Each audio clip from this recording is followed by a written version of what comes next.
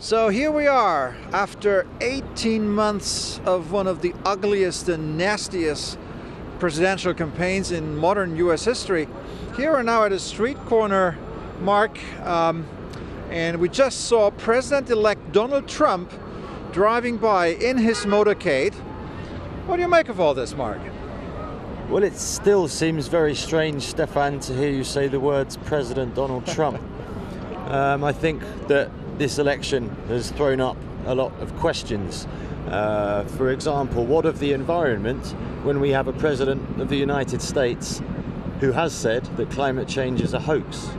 What of human rights when we have a new President of the United States who has in the past defended waterboarding and defended Guantanamo Bay? Yeah, and what about the wall between the United States and Mexico? This was one of the very first campaign promises that Trump made. Are we going to see this? What about the controversial healthcare law, Obamacare, right? Are 30 million Americans now losing healthcare? So there are a lot of questions. Trump always said, he's going to start undoing President Obama's legacy from day one. But he seems to have a mandate. Did that surprise you? I mean, this was a massive turnout in favor of Trump. Well, what surprises me is that we've seen so many different opposing sides to Donald Trump. We have the man who was saying, lock her up, about his rival Hillary Clinton. And then in his acceptance speech, praised her and said that Americans owe her a debt of gratitude. So I wonder whether Trump, the candidate, is going to be a very different person than Trump, the president. I think we need to say a word on Hillary Clinton. She was certainly not an ideal candidate. Many Americans have told me throughout the campaign that she would probably be the lesser of two evils, but now it turned out that Donald Trump was that person.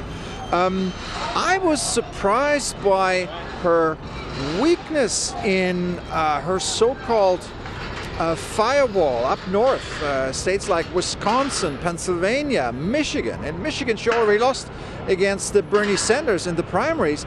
And then the Latino vote wasn't strong enough to offset her apparent weakness with, white, blue-collar workers without college education.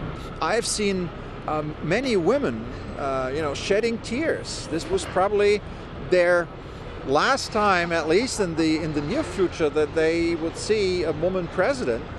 I've seen women cry when Hillary Clinton was made the nominee in Philadelphia in the summer. So the glass ceiling above the Javits Center, it's still holding. There were no more cracks today, and America is still waiting for the first female president.